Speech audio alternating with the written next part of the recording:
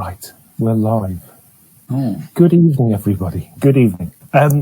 Welcome to the third edition of the Bestseller Experiment, unofficial Bestseller Experiment Book Club. I will get it right one of these times when I introduce it. Our author for this third interview of 2022 is the wonderful Andrew Chapman. If you care to say hello, he's come prepared. I've come prepared as well, so we're all set and ready to go. This month we're talking about his wonderful book, Jack's Game, which you may be able to see elsewhere within the screen in front of you. Yeah, I know it's almost like they magically appeared there by complete coincidence. We were just talking off screen, and I was just saying to Andrew that I read this last year in kind of the height of lockdown and really enjoyed it. And I reread it because I've got a memory like a sieve. But the paperback arrived today, and my wife's already making a start on reading it. So I would describe it as a mix of Halloween and Stranger Things. I think. Or no, Drag Me to Hell. That was the thing I was trying to think of. Halloween and Drag Me to Hell. Would that resonate with you, Andrew, or would you care to have a different? Is Drag Me to Hell that one where there's like an old lady in a bank trying to get a loan and she puts a curse on somebody? Is that Drag Me to Hell? Drag Me to Hell. Yes, that's it. I think I've seen that. Yeah. No, I think you're right. Yeah, it's a bit of a retro gaming nostalgia. It's like me sharing my own memories of playing computer games growing up and my love of horror sort of intersecting. So, and that clearly comes through. So, the thing I loved about it most was I think I'm older than you. With your youthful good looks and that sort of thing, and there was so much within there that just kind of got my old nostalgia bit of my brain buzzing, from discussions about different types of Nokia through to the wonders of the Super Nintendo entertainment system and all that sort of thing. Were you a massive gamer? Was this kind of a bit of a nostalgia fest for you too? Well, I got my first phone when I was 16, I think, and it was a Nokia 3210 with Snake on it. And so, like, that phone's got. I think quite a lot of Nokias appear in that. It feels like it should be sponsored, or I feel like it should be getting some money for product placement. Yeah, but yeah, no, like in the book, in one of the first chapters, Billy and Dirk are both playing GoldenEye on the Nintendo 64, and I got a Nintendo 64 as a Christmas present in 1997. And that Nintendo 64 is plugged into my TV right now, still, with GoldenEye in it. I still play it. So yeah, I haven't really done that. I've never played a PS5 or a PS4 or anything beyond the Xbox 360. So my gaming level stopped at the Nintendo 64. Well, I think games recently have gone really rubbish, to be quite honest with you. So I'd stick with the classics.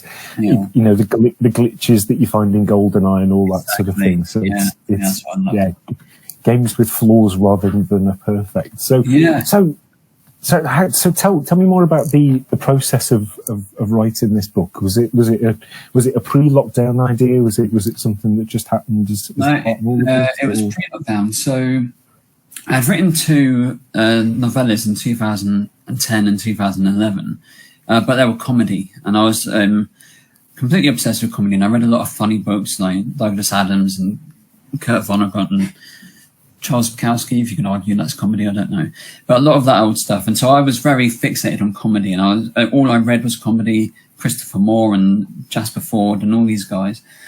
And so I wrote these two comedy books, and then I started to realise that there's a problem with comedy, is that you go into a bookshop and there isn't a comedy genre. You can't browse comedy. No such thing. You've got Terry Pratchett in fantasy and Douglas Adams in science fiction, but there's no coherent comedy. I don't know where P.G. Wodehouse is. I don't know where I'd find that. Historical fiction? I've got no idea. But you go into HMV and you've got horror, you've got comedy, you've got all that stuff. So like I kind of fell out with the comedy genre. I was like in it for a long time. And then me and Rachel, we moved into a caravan, and we sort of set up a writing space for ourselves. And we both thought we were going to start afresh and both write a new novel. We both started on the same day, and I was reading a lot of Stephen King and James Herbert and Clive Barker, and we've been watching loads of horror because it is my second love.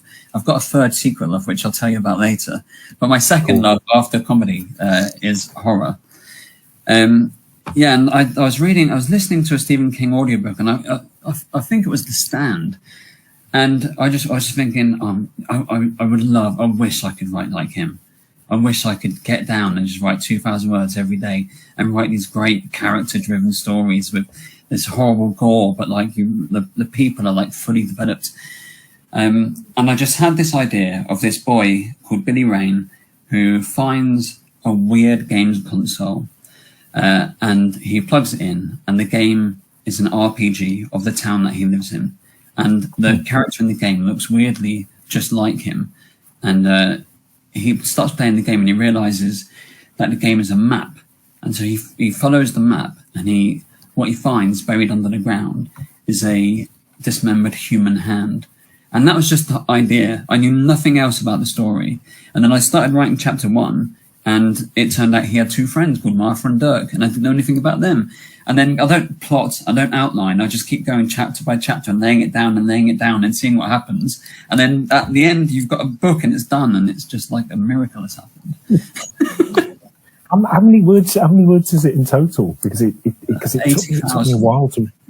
Wow. So it's a good size word count. Yeah. And that sort of thing. There were certain things within it that just made me laugh out loud. I've got to be honest with you.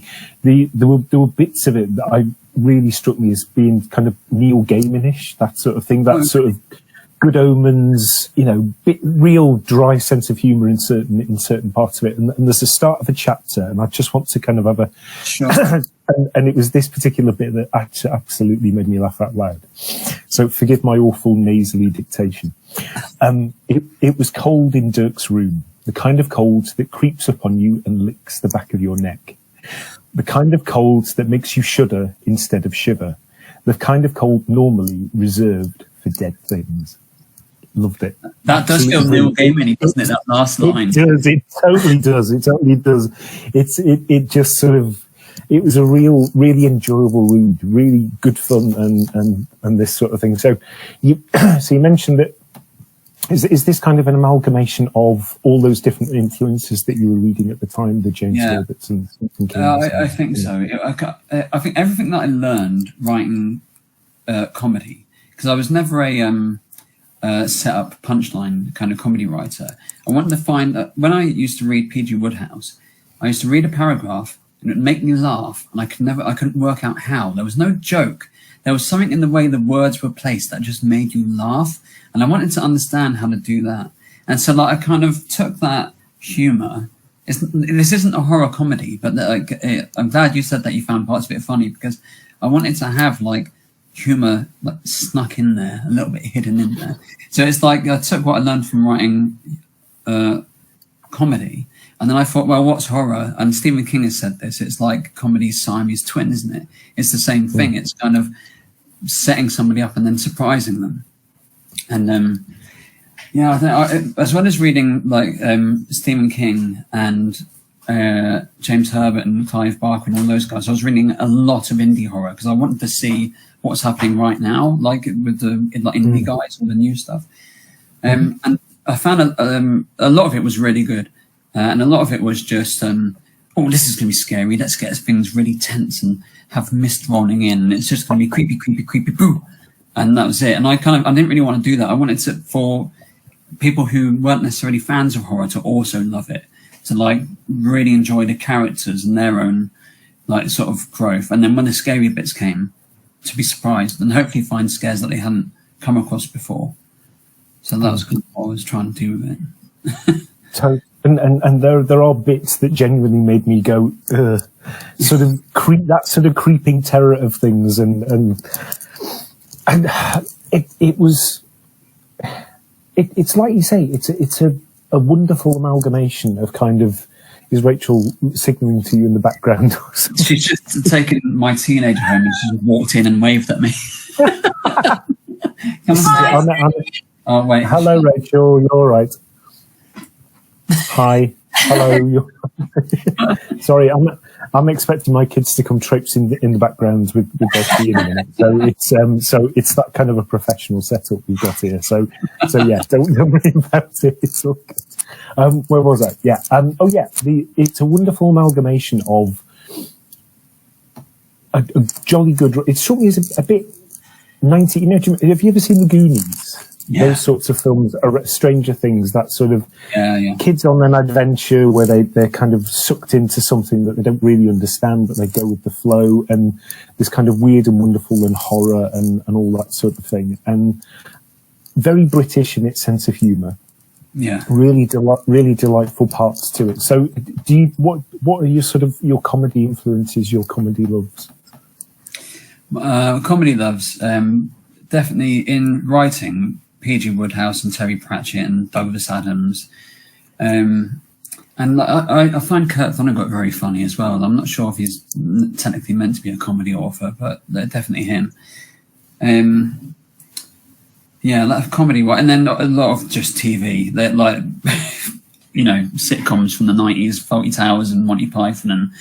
And I like the Goon Show, that old radio show. I've got all of that downloaded off the internet legally.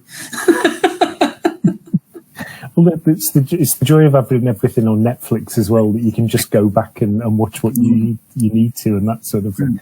So, Red Dwarf. That one of my big influences was Red Dwarf. Mm-hmm. Yeah, the books, the TV shows, yeah, the whole thing. What was it about that captures it in your favourite bracket? I don't know. It was. I can't remember what day of the week it was on. My brain is saying Thursday, but I'm always wrong about these things. But I remember recording onto VHS every week, and I had loads of like blank VHS tapes with like 3 episodes of Red Dwarf on each of them, and just watching them over and over again. It was one of those shows where me and my friends could we could act out an episode in the playground.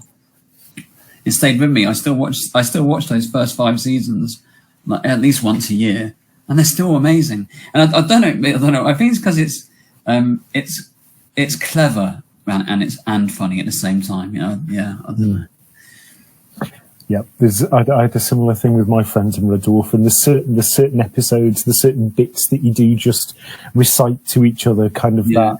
And arguing about parts of it, like backwards, and how it would really work, and having a reverse poo at the end before getting back on the ship.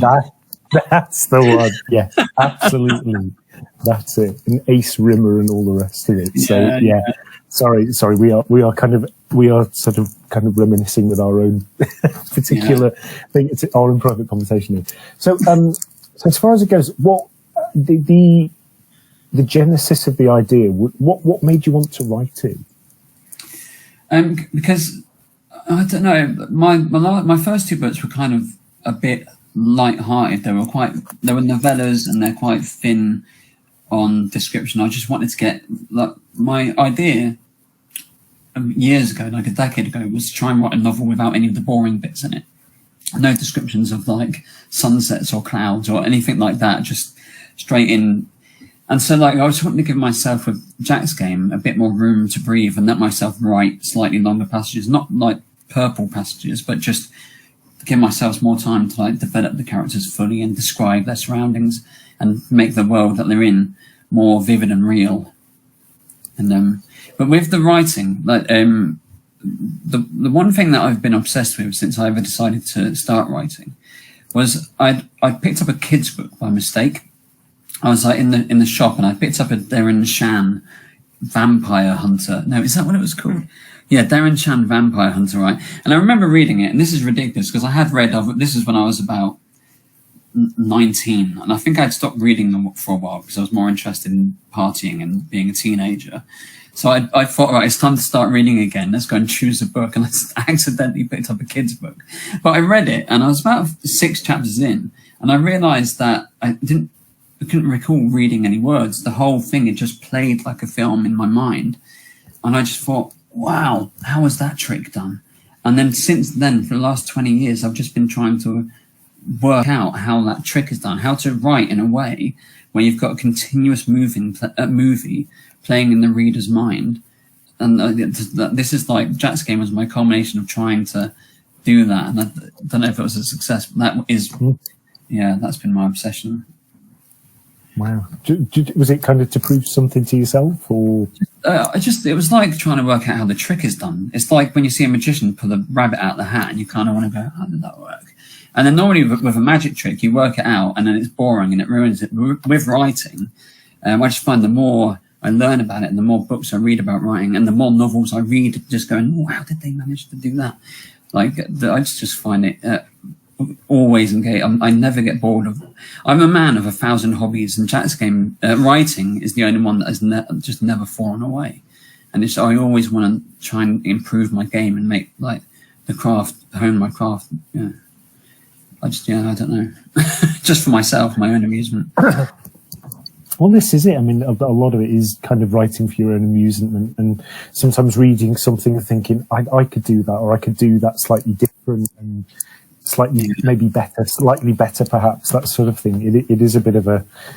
So to a certain extent, where did you get introduced to the bestseller experiment? Was it a long-term listener, or... Well, I was... I always had a job where I do a lot of driving, and so I listen to a lot of audiobooks and podcasts when I'm driving, and I like listening to writers talk about writing. And I was going through a bit of a Joe Hill phase, and so I googled Joe Hill interviews, and the result at the top was the bestseller experiment, and it was like episode 9. So I tuned in, and I thought at first I read the write up about the bestseller experiment. It was like 2 guys trying to write a bestseller, and I just thought, well, that kind of isn't really what writing is about. Trying to like manipulate the market and purposely write a book. I thought, who are these fools, right? But then I listened to that one, and then I thought, okay, let's see who else they've interviewed, because the Joe Hill interview was really funny, and Mark Stays. They're both their chemistry in that episode is great, and so I went back to the beginning, and then I found out like the premise of the show isn't as vain as it seems on the outside. It's actually 2 guys who just love writing the same as like we all do. And then of course it got to the Ben Aronovich interview, and I was hooked, as most people are by the time they get to that point.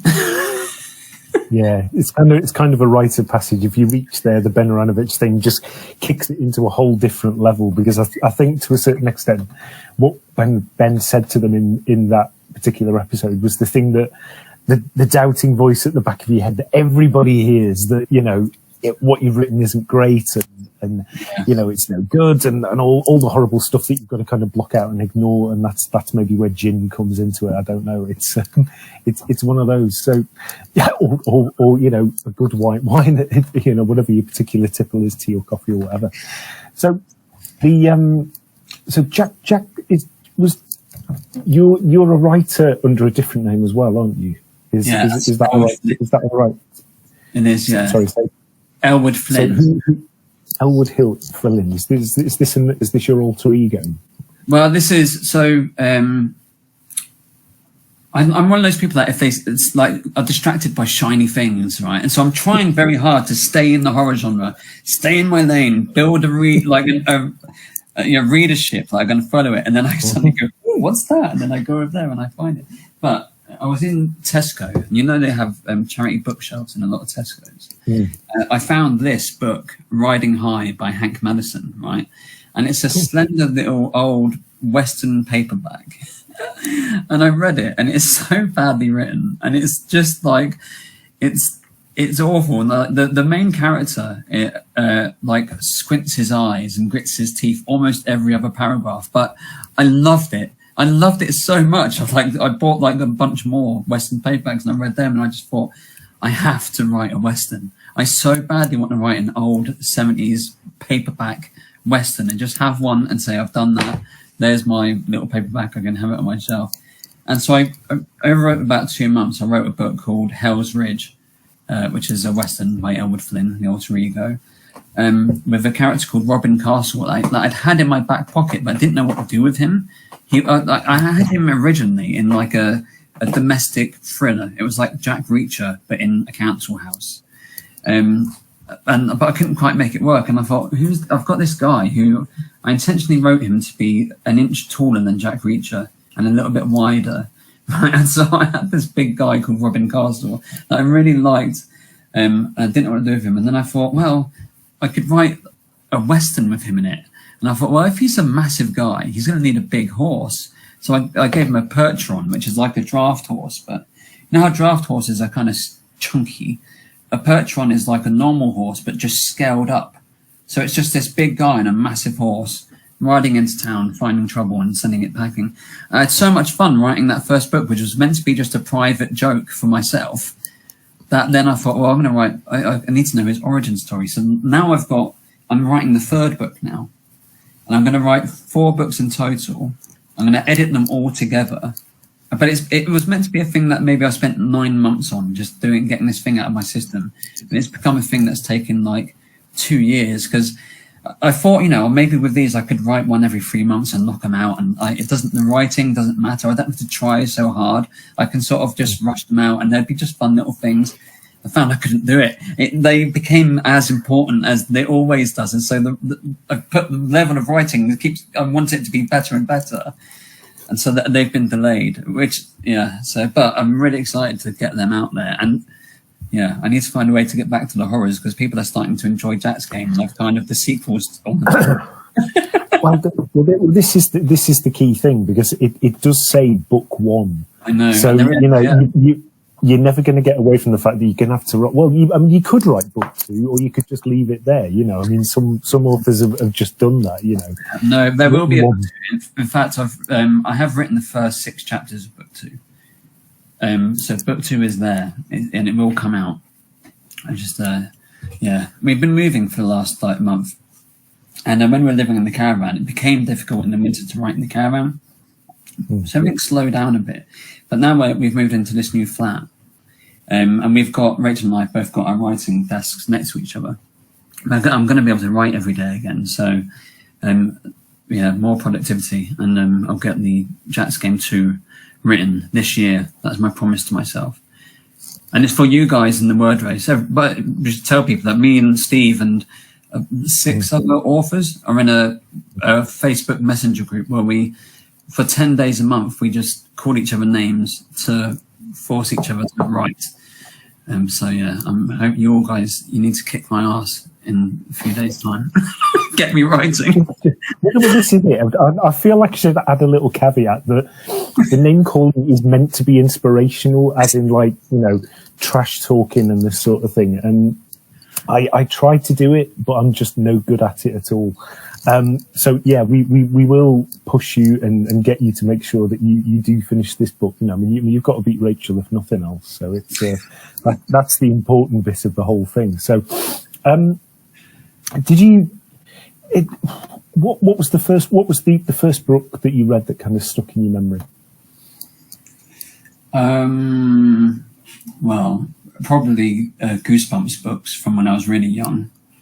I remember reading Danny Champion of the World in school, that Roald Dahl book, and that really sticks in my mind for some reason. But as a teenager, probably The Colour of Magic, the Terry Pratchett, the first Discworld book, is the one that made me really love reading. Before that, I was just reading because you were told to at school. Reading wasn't big in my household. Well, it's one of those things that, I know what you mean.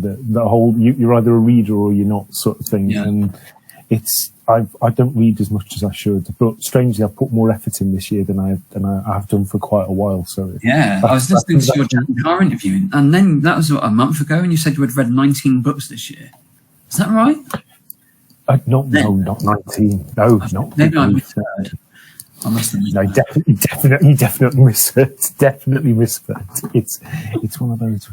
It's it's a bit of a strange one, really. So, who were your favourite authors when you were growing up? You mentioned Roald Dahl and R.L. Stein and that sort of thing. Did you were you one of those readers that just kind of went wherever your particular tastes led you?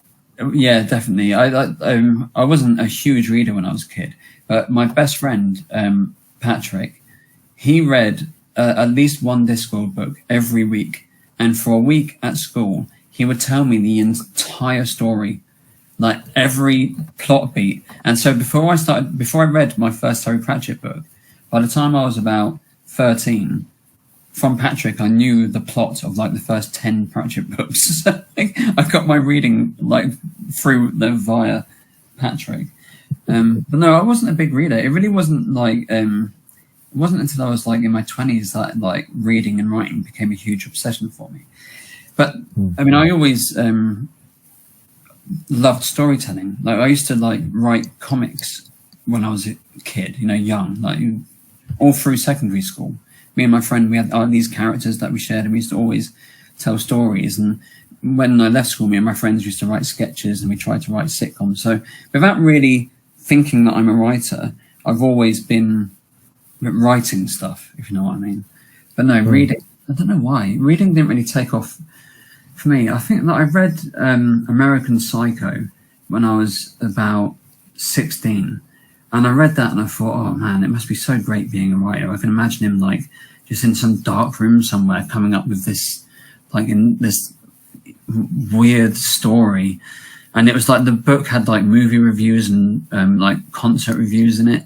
And I remember reading that thinking, I'd love to be a writer, but this felt like it was really hard to write. Like, so it wasn't until, you know, I don't know. Writing is hard, isn't it? Yeah, it is. And I've read American Psycho, and there were certain bits that, because it's all done in first person, as though you are him, and there were certain bits to do with it. I mean, the bit with the dog in the alleyway and that sort of thing really sort of, you know, gets their hairs on the back of your neck going, sort of thing. So, I mean, do you think that, you know, it's all about emotion, isn't it? So, do you think that someone could be a writer if they don't feel emotion strongly, or? I think so. I mean, I'm not a hugely emotional person. Rachel, what did you say? She said I'm cold-hearted. People call me a robot, but I'm like, I'm not really a very loving human being. I just don't. A lot of people would like cry at John Lewis commercials. I'm just not one of those, you know. I understand that. I mean, it's the first time we've had hecklers on the show, so you know, it's kind of a show of. She's a bully. Well, this is it. You know, you just got to go with the flow sometimes. Just nod and smile, and you know, it will be great. Is there anything you find difficult? Well, you kind of said that writing is hard. What's kind of your writing kryptonite? What's the thing that you find hardest to do?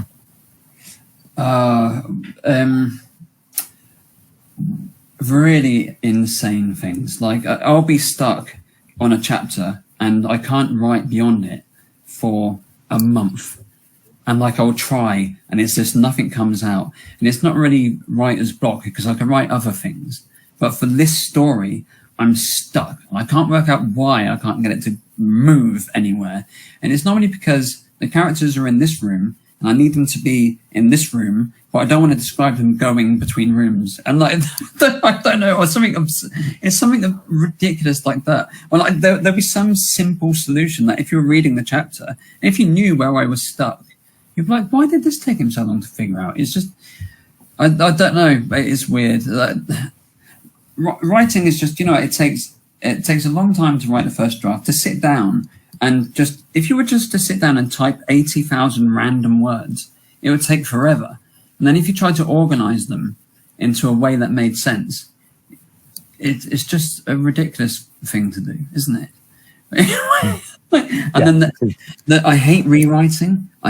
Luckily, like with Jack's game, and with everything I write, I dislike rewriting so much that what I do is, when I'm writing the first draft, sometimes it takes me a while to write it, because I'll lie in bed and I'll play the book through my head to the point that I've gotten to, like a film, and then I'll imagine like the next 6 scenes, and I'll keep playing the movie again and again in my head, tweaking it and redoing it, and I'll sort of know what the ending of the book is, and I'll have a few cool ideas that I think I would like to try and do, and I'll just keep playing the film again and again and again, so that by the time I write it, I know what's going to happen, right? At least like, I have the shape of the story, so that I can see like the pacing of it and all this stuff. And then I just write from like each chapter sort of, it's like a cause and effect. And so when it's done, like I can't do much rewriting. So if I move one chapter, then the rest of it will just fall apart. And when I hear writers say like, oh, when I've done the first draft, I get all the scenes on the board and I move the chapters around. And I think, what? What do you mean you move the chapters around? And so when I don't really do a rewrite. I write the book and then I just tidy up the language, which makes it sound rich, but no, I mean, to be honest, it's a really clever way of writing. So to a certain extent, I mean, I'm visual as well. I see things, and there's a certain series of books. I mean, the David Eddings books for me were like fantasy novels, and they were the first ones that I pictured in my head. You don't read the words, you just see it playing out. So the way that you're doing things, does that lead to kind of a cleaner first edit with less, barring punctuation and all the other foibles? Yeah, I sent the book out to beta readers, and the only big comment was the first 3 chapters are too long. It takes too long to get to the interesting bit. So I just deleted the prologue, and then I condensed the first two chapters into 1 chapter. So that made 3 chapters 1. That's the only change I made, but you didn't lose any plot or any story. You just lost a bunch of me figuring out the world, basically. Like it's fun to write, but it's totally unnecessary. Yeah. And it started off, actually, the prologue. At first, the whole story was told from the point of view of a homeless guy who lived in Shellytown, right?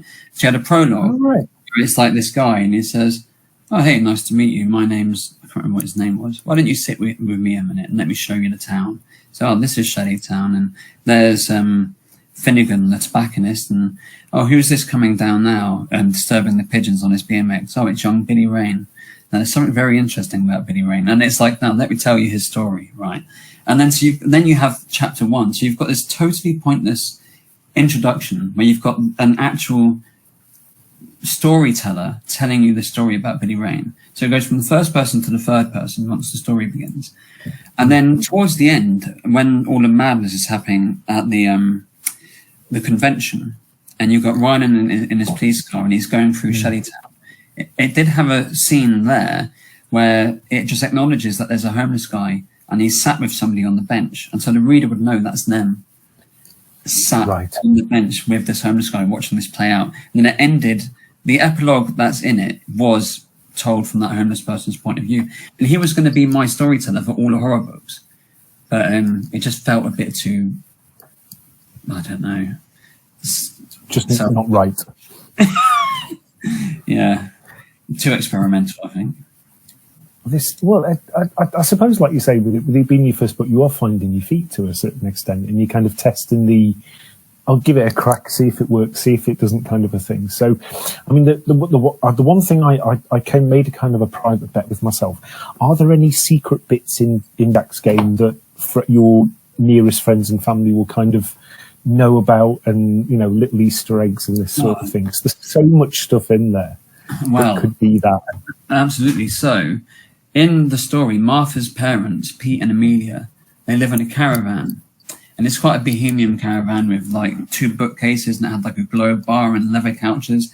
And that is the caravan that me and Rachel lived in. And it was me and Rachel, basically. Like Peter has got like a cavalier moustache and a beard, and I had long hair at the time. He drives a blue minibus, and I drove a blue minibus at the time when I was writing that.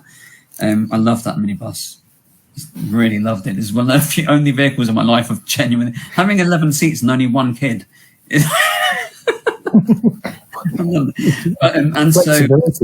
And so thinking of it like that makes Martha in this story my daughter. And I won't spoil the ending, but what does that say about me? Well, yeah, the ending. Well, yeah, and so it makes it Den 4, doesn't it? The caravan is Den 4 and this sort of thing. And I highlighted a bit on when I was reading it about the guy with the cavalier moustache, and I thought, that's Andrew writing about himself. I genuinely picked up on that. So, yay for me for picking that up, and good on you for little Easter egg being sprinkled in throughout. the caravan graveyard where Den the Fourth is, was actually from my childhood, where we used to go on holiday to. I can't remember the name of the place, and it's been driving me nuts. But they used to have a caravan graveyard at the bottom of the site that you weren't supposed to go to. So we would go camping in a caravan. And then me and my brother, we wandered off one day, and at the bottom we found all of these dumped caravans that are just old and broken. And they weren't locked. We got in them, and we found all of the fire extinguishers, and we had a huge fire extinguisher fight inside these caravan. And it's just like a fond childhood memory of like just juvenile delinquency. And so like that caravan graveyard is sort of what that, where that came from. Fantastic. Well, it's like you say, there's things you can get away with at a certain age that after that, you're either considered too old for, or it's just inappropriate for men of a certain age. This is what I've been told. It's one of those sorts of things. So, did you keep the writing of the book a secret, or were you quite open with friends and family about it? Or well, no, I was writing. Yeah. No, yeah, they all know. I think they're probably all sick of me talking about it. I mean, my parents read the first unedited draft, so they both read it, and so they were my first readers, basically, other than Rachel. So you went against Joe Abercrombie's advice of not sharing it with friends and family unless they are straight down the line and won't mince their words. I love it. No, because what I really cherish. I used to have a much thinner skin, and like if I entered a prize and I just didn't get entered, I'd be like, well, I'm the best writer in the world. Why would they want my story? But like now, I did an Open University creative writing course, and it was the first time I had feedback from somebody who knew what they were talking about, and it was like I remember getting that feedback and like being really just put out that somebody had like said, and I kind of sulked for a few days, and then I did the corrections, and then what I ended up with after I'd corrected it was so much better. I went, oh, okay, criticism is actually really good. So now I crave criticism. Like I like it when I send a book to somebody and they send it back and they say, this doesn't make sense, or this sentence doesn't need 19 commas, or whatever. I love it. It's great because it makes my writing better, and I learn every time somebody says something like that. I can't remember. I just answered. I can't remember what you even asked. Do you know what? I can't either. So, what was it? Oh, feedback from family. Yes, that was it. Yeah. And what Joe Abercrombie was talking about. Is it right? He doesn't tell anybody what he's writing. He keeps that a secret until the book is done. I can't keep my mouth shut. If I've got an idea about a story and I can't work out what I need to do next, I'll just tell Rachel the whole story of the novel, and she'll be like, I know what your book is about. You've told me what the book is about 100 fucking times now. But then the more I tell her the story, the better sometimes I'm stuck, and I'm like, Rachel, I'm stuck, because we write at the same time. We at night we put the Record Harem on, and I have a glass of wine, she doesn't drink, and we write. And if I'm stuck, I'm like, okay, Rachel, so Billy Rain is in his treehouse, and then I'll just tell her like a chunk of story, and then in telling her it, I solve the story problem that I can't get past, So I have to vocalize it. I work with my dad, and we're in a van together, and I'm sure when I was writing this book, he was sick of me talking about it, because I use people as sounding boards, and that helps me a lot. But I totally get that, because sometimes you do have that kind of scene, or you have a particular, even though it may be kind of a logistical problem or a how do they get from here to here type of issue. Mm-hmm. And sometimes just vocalizing it to somebody else, even if they say nothing, completely just helps you to work it out in your head. And it's almost like it's released, and, the answer kind of presents itself from that particular point of view. So you mentioned before you had a third love. Would you care to elaborate about what? That was the Westerns that I've become completely obsessed with. I read so many Westerns now, and they're all exactly the same, but I love them. I've done every Louis the Moore novels. Every single one has the exact same story, but I just hooked. I just can't stop reading them. Fair dues. Was that an influence at childhood? Was it the days of Bonanza and that sort of thing? No, not at all. I mean, I do like Western films, but never to a point where I would call myself a Western fan. Although there have been quite a few occasions where I've dressed up as cowboys at fancy dress parties, and it had never really occurred to me that was a through line. But no, it was finding this book in the charity shop in Tesco like 2 or 3 years ago. That's 2 years ago. That's the thing that spurred the Western love, and what spurred the Elwood Flynn alter ego, who's on Instagram, by the way, at Elwood Flynn Westerns. Go and follow him. Nice. How many viewers? 3 viewers. Totally. I don't know. It's quality, not quantity. That's what it's all about. It's one of those. But it got me thinking about. I'm kind of a sucker for a Western as well. So, I mean, Tombstone is one of the best films ever made. I absolutely love that film. Partly because I'm very jealous of Kurt Russell's incredible moustache. Yeah. I'm trying my best. I mean, I haven't got it up here, but I've got it down here, sort of thing. But Tombstone is just fantastic, just for sheer gravity and tension and just absolutely story of revenge. You know exactly what's going to happen, but it's just a heck of a ride as you go along, sort of thing. So you mentioned that book 2 of Shelleytown is coming. Have you got any hints, or is there anything that you're exploring, any themes? Well, can we do screen? Can I share something on here, or is that going to make this really tough? I could try. I give it a go. Yeah, give it a go. I've got no. I don't know how to do it. There's a little thing at the bottom to share. If this might work, what I'll do is I'll share the cover, because I have, like, when I write, I like to have a cover made, just like it will be tweaked, but I like to have one. Just see if I can. Yeah, so the sequel is going to be called Jack's Toy. And right, I'm going to try the screen share. Let's see what happens. Go for it. Slides. You have no slides from my computer. Oh, wait a minute. I think this might work. Go for it. This is going to be amazing if it works. Right, hold on. I think that's a no. Well, do you know what? What we can do is we can attach it to the post as after we've done the interview. So yes. there will be a. We have had a question from the audience. Oh, have we? Which I'll put up. It's a bit of a cheeky one. So, Gavin Rolfe, some cheeky chap, Rachel. Gavin Ralph asks, how does Rachel get any of her own writing done? Ha ha ha. Do you have an answer?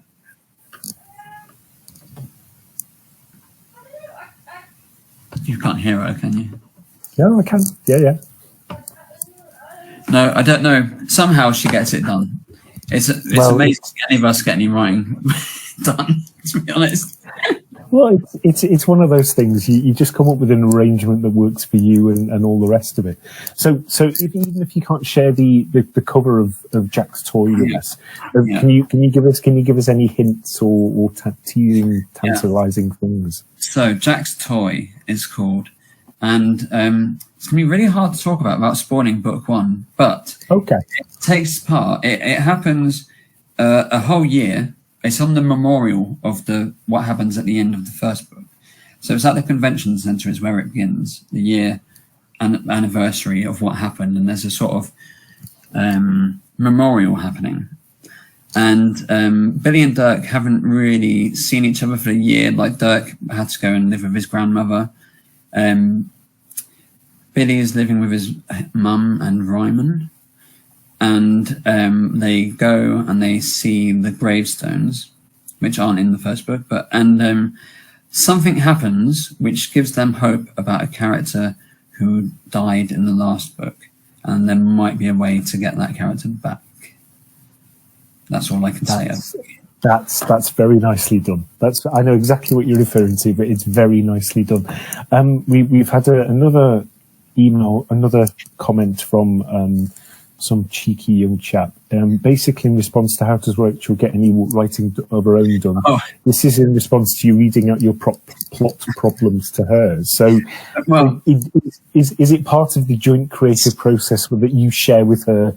She says nothing, and you can then sort of carry on afterwards. She doesn't tell me anything about her story. She doesn't tell me anything.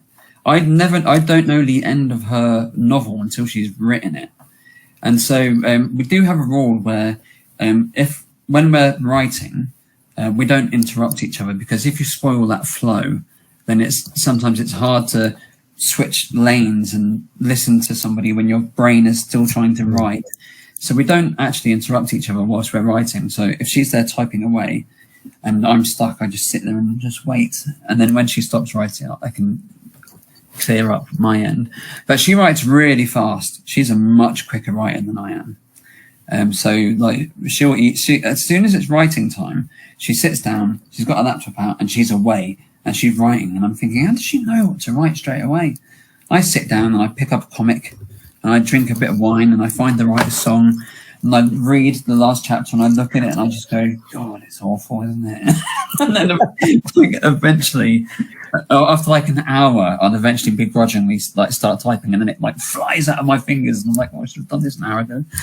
But so yeah, she gets writing done because we don't interrupt each other when we're actually writing. Well, you see, I would argue that your reading of comics and drinking of wine is preparation time. So therefore, when you get going, you really get going.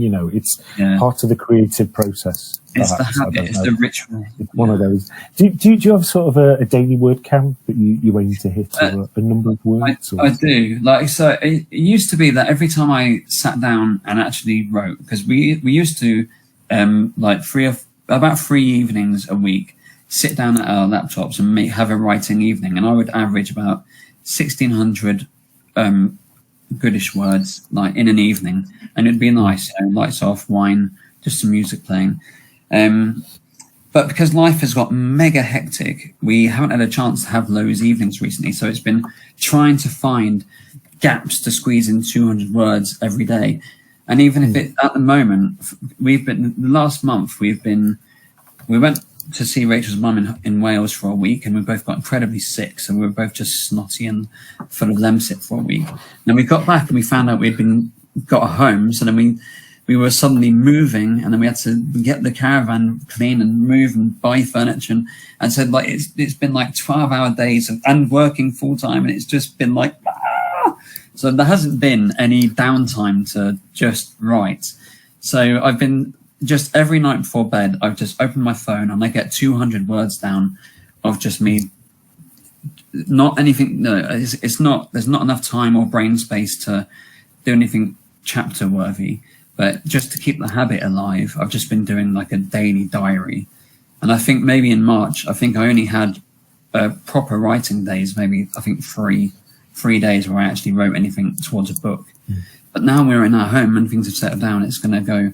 We're going to get back to our normal groove, so we're both really looking forward to it. Good stuff. Yeah. Well, this is. You're going to have to get the books down, otherwise you're going to get no end of abuse in the Facebook, chat. Yeah. So it's Josh I'm worried about. Josh hates me. No, he's my nemesis. Josh is just harsh. The word race, that thing. It started off with just me and Josh, just literally abusing each other. And he was like, should we invite more people into our little circle of abuse? And yeah, okay. But he's been openly and publicly my arch nemesis and rival enemy. Well, you're just gonna have to show him how it's done, really, aren't you? It's just one of those things that this is the way I roll, and we're going to get wonderful amounts of stuff done. Last couple of questions, if I might, Andrew. What is your favourite underappreciated novel?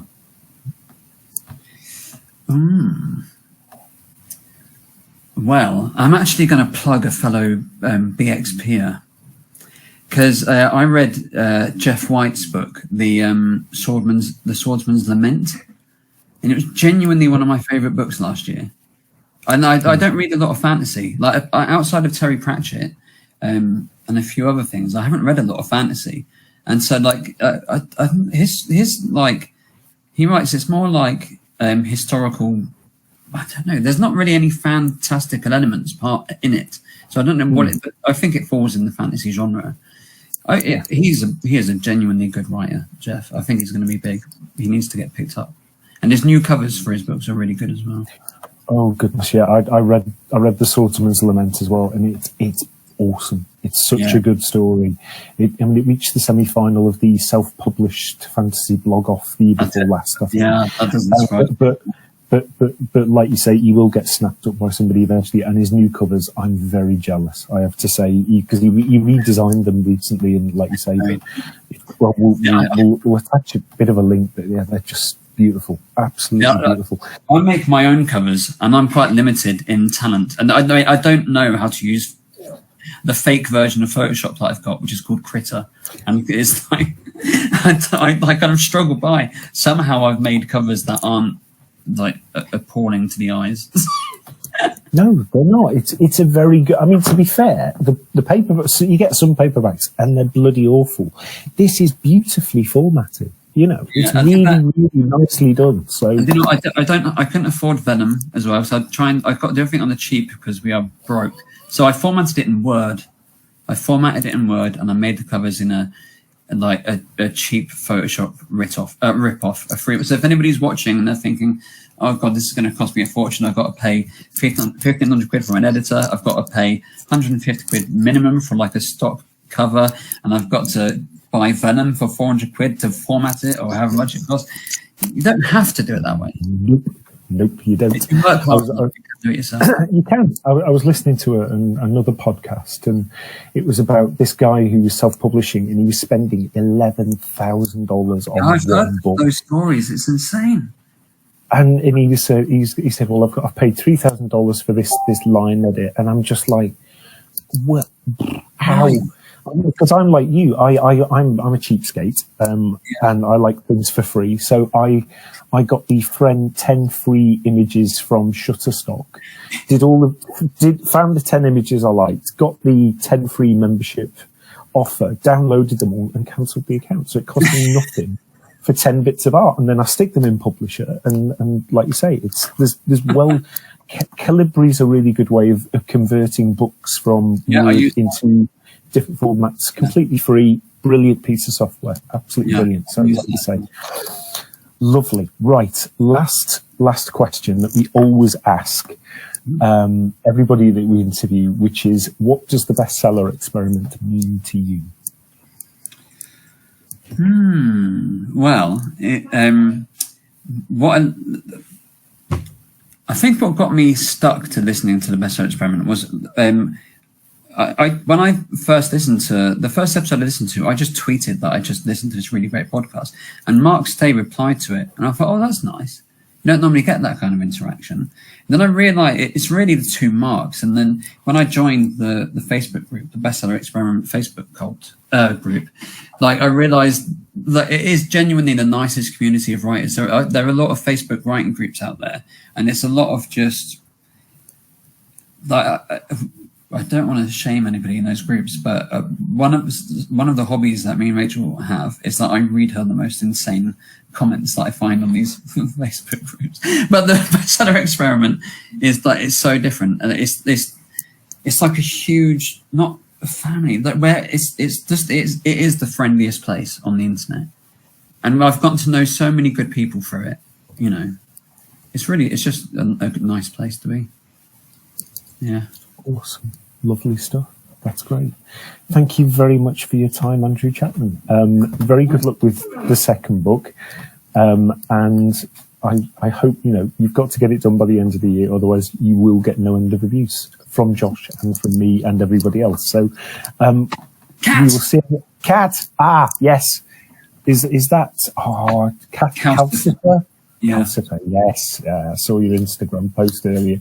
So thank you very, very much for your time, Andrew. Thank you. This was my very first interview as an author, so it will go down in the annals of history when I'm super famous. Fantastic. Good stuff. So I will save this and sell it on you've been framed or something like that. It's been great. It's been really good fun. So we will see you all later, everybody. Okay, see you next month. Our interview next month will be with Jackie Dispenza, who is also a bestseller experiment novelist, and her latest book, The Shadow Dreams. Till next month, we'll see you later on. Bye-bye. Bye-bye.